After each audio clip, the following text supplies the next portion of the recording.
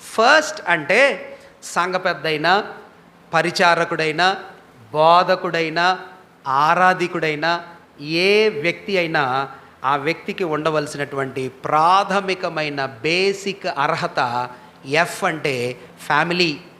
ఏమని చెప్పుకోవచ్చన్నా? కుటుంబ జీవితం బాగుండాల, ఫ్యామిలీ.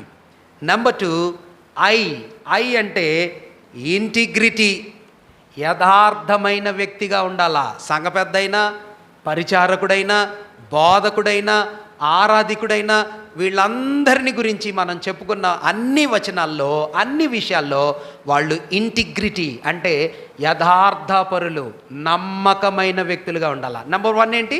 ఎఫ్ అంటే ఫ్యామిలీ, వాళ్ళ కుటుంబ జీవితం బాగుండాలా. నెంబర్ 2 ఇంటిగ్రిటీ అంటే భక్తి జీవితంలో యథార్థంగా ఉండాలా. ఆర్ అంటే రైచియస్ అని రాశాను. రైచియస్ అంటే నీతిమంతులుగా కనిపించాలా, నీతిమంతులుగా కనిపించాలా.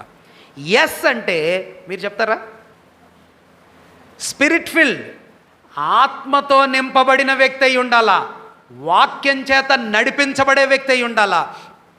ఆత్మ సంబంధమైన జ్ఞానం చేత ఆ విశ్వాసి నడిపించబడే వ్యక్తిగా ఉండాలా. ఎఫ్ అంటే ఫ్యామిలీ, కుటుంబం. ఐ అంటే ఇంటిగ్రిటీ, యథార్థత. ఆర్ అంటే రైచియస్నెస్ అంటే నీతిమంతుడుగా ఉండాలా. ఎస్ అంటే స్పిరిట్ ఫిల్డ్, ఆత్మచేత నింపబడిన వ్యక్తిగా ఉండాలా. టీ అంటే FIRST, టీ అంటే టెస్టిమనీ, మంచి సాక్ష్యం కలిగినటువంటి వ్యక్తులుగా ఉండాలా.